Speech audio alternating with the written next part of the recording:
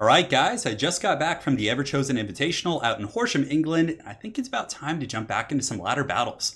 Of course, it's going to be a little bit of waiting until the Vampire Coast, so hopefully these Dwarf games will help tide you over. As far as this matchup goes, I'm going to be using the Three Stooges, which is kind of a name I've coined for basically just using a Rune Lord and the two Rune Smiths. Definitely probably one of the most competitive Dwarf builds. It's very good against Dark Elves who are going to have like Dark Riders and Cav kind of running circles around you. I guess you don't see Doomfire Warlocks terribly often in this matchup, but regardless, having that slowing effect and the ability to kind of deal with skirmishers and slow them down and at least give some damage back is so damn powerful.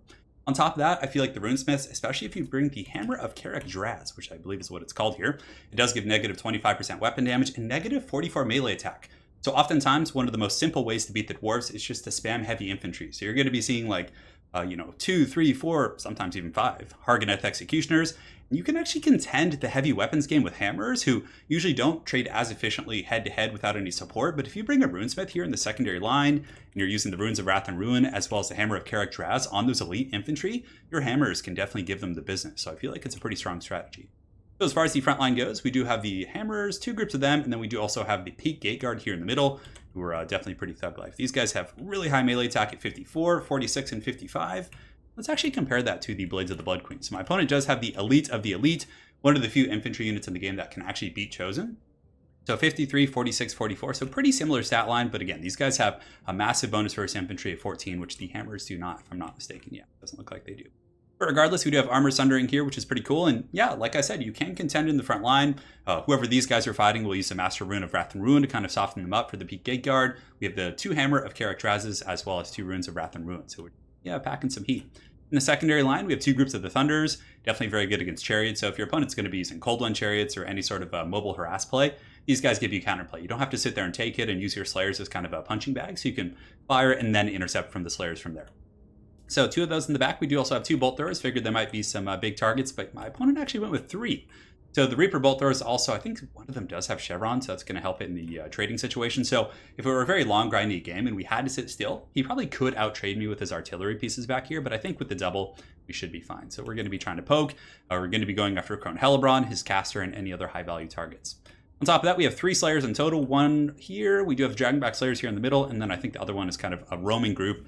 Going to be kind of like a sweeper in football or American soccer, as it's called. So we do have him. We've got 2 groups of Miners in the back who are going to be on guard duty. Miners can usually fight back Dark Riders and things like that, so I figured that would be granted. Slayers are probably a better choice.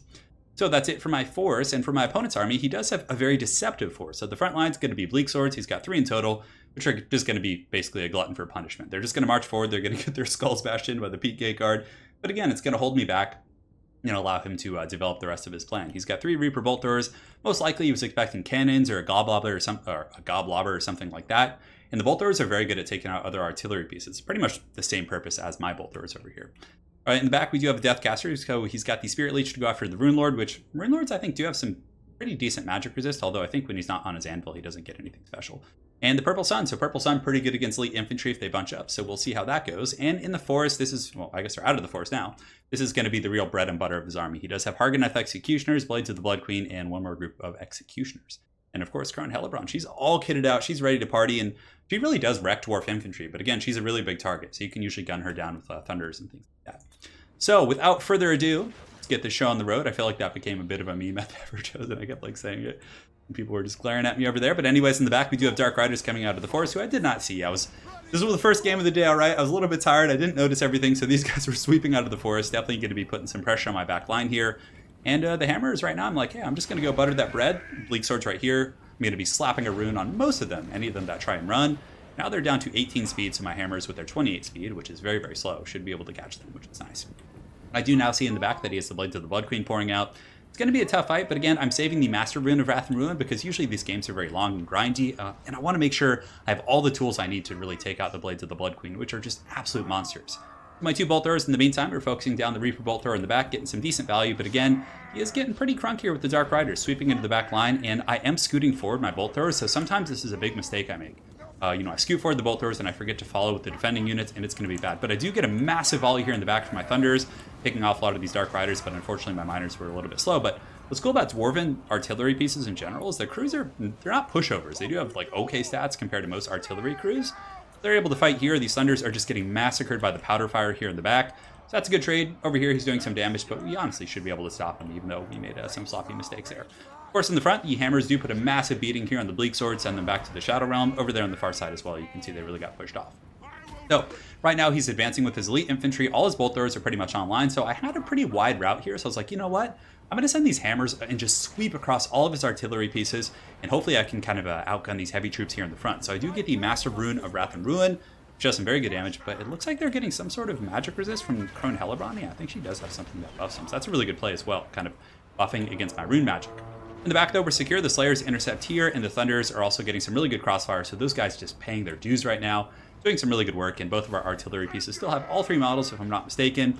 They're online and ready to go. So the Runes of Wrath and Ruin just going down in the front line, doing quite a bit of damage and also slowing them, so just buying time and trying to stabilize my back line. I'm like, I'm not going to give him the engagement right away. I'm going to make him work for it. I fell back. And that's also buying more time for my hammers in the back to get back into the cookie jar and really, start stealing some of those things and doing some good work. He does have some defending units here. You can see the Bleak Sword's very brave. Definitely going to be charging a full group of hammers, it looks like. And they're just going to get absolutely pound town by those hammers. You can see the entire Dark Elf line just crumbling in a matter of seconds with the fury of the Dawi. So definitely a pretty good feel-good situation here. Spirit Leech going down, it's not going to do a whole lot because, again, that magic resist is very solid, but the frontline engagement is now underway, and you can see the Harganeth Executioners, the Blades of the Blood Queen, colliding with the elite of the Dawi. So the Peak Gate Guard, just the 2 heavy-duty infantry troops are fighting here. I do have the support of the Rune Lord here on the far side, who's going to be using the Master Rune of Wrath and Ruin every time it's up. But again, they're pretty beat up already, and the Crone Hellebron's going to be coming in as well, buffing and just causing problems. Fury of Cain going down, which kind of counteracts my Hammer of Carrick, the Hammer of Carrick Draz. Yeah, it's looking a little bit spooky. So Runesmith here is holding up this formation. They're all out of control with the Gaze of Cain, so doing a lot more damage than my troops at this point. And you can see that my Peak Gate Guard are basically going to get routed off here. He does try and get some Dark Riders here in the back to harass my powder, but I do sick the Thunders and the Slayers on them. The Bolt Throwers are all online now, so I'm basically just going to park them on Crone Hellebron, play that long game, and hopefully it'll pan out for me. In the backfield, you can see that the I was about to say the Peak Hammers, but just the hammers, just normal ones, are going to be going to shut down the Reaper Bolt Throwers and cause some disruption here. They're definitely doing good. My opponent, of course, a very solid player here, is going to be pulling back the crews and making sure they don't get massacred. You can see this one's running. This one does get caught up a little bit, but as soon as I get there, he runs away with them, which is a very, very, very good play. So in the meantime, Crone Hellebron is winning the frontline engagement. My Rune Lord here just gets absolutely spanked by these elite, just heavy-duty infantry. The Fury of Cain making them just unstoppable monsters. I've actually pulled some Slayers in, so the Slayers are going to be a bit of a roadblock, but I know my missiles and my artillery pieces. He does slip in there with those Dark Riders. I thought I actually broke them off the map, but nonetheless, the Thunders are doing a lot of damage to the Crone Hellebron. She's getting pretty low with 1600 HP, and he does get in the back line with the Sorcerer as well, but the Dragonback Slayers are hot in pursuit, so I should be able to fend her off. And it looks like everything's working relatively well. My front line is collapsing somewhat, but the Slayers have actually been pretty good in the front line, because by the time the Slayers had to fight, these elite Dark Elf infantry, the 2 Harganeth Executioners, were so beat up, and over here it actually went pretty well. The hammers traded upward with the Runesmith, who was able to use the Hammer of Carrick Draz and the Rune Magic, so I'm quite happy about that. In the meantime, Crone Hellebron is at 1200 HP. She's taking Thunder Fire. My other group of Thunders is going to start turning and shooting as well, so she's most certainly going to have to run to the forest or take some cover. And you can see my opponent's Reaper Bolt Thrower crews. They're just like out of here. They're like, yeah, we're done. We don't want to deal with those hammers back there. So they're going to be running into the forest, which is quite nice. Thunders, though, just unleashing just a massive powder volley here on the Crone. 690 HP. Definitely can't come back to the battlefield here at this point.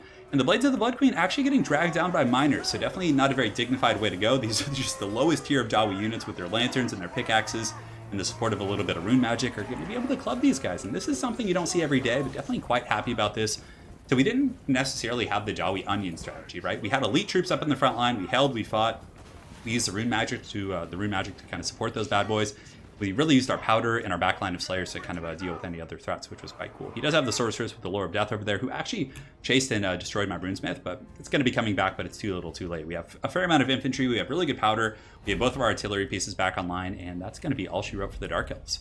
Well played to my opponent. It was definitely quite a bit of fun. I was actually inspired to play with a Hammerer build after seeing the Everchosen, casting the Everchosen Invitational, where I was able to see a couple successful Hammerer builds, which I thought were really cool. So I think there was a couple in the tournament, like 2 in total, that were, well, not 2 hammers, but 2 games in which they were used, and they did really well. I was quite happy with them, and against Dark Elves, they can actually perform really well. Like, in the front line, yes, they're going to be out-traded by Harganeth, simply because of the bonus first infantry, but if you do have the Rune Magic and the Hammer of Carrick Draz and some other supporting elements, you can definitely do quite good. The Bolt Throwers were also solid, even though I was really sloppy in protecting them and was a little bit lazy with having my miners follow them, which is one of the most important things here. We were still able to stabilize them, and they did a ton of damage to Crone Hellebron. They gave me some really good kind of Overwatch fire, and I was quite happy about that. The Thunders, of course, solid as always in this matchup. Pretty good against Harganeth, good against Cav, just give you good battlefield control. And had I not brought these guys, I think I would have had a little bit of trouble dealing with Crone Hellebron, who was just getting pretty crunk in my front line. So yeah, that's pretty much it for my force. I was quite happy. I think it was a fun army and could work against a multitude of Dark Elf forces. Had they brought chariots, I think my Slayers and my Bolt Throws and my Thunders could have worked together to bring them down. But again, you never know.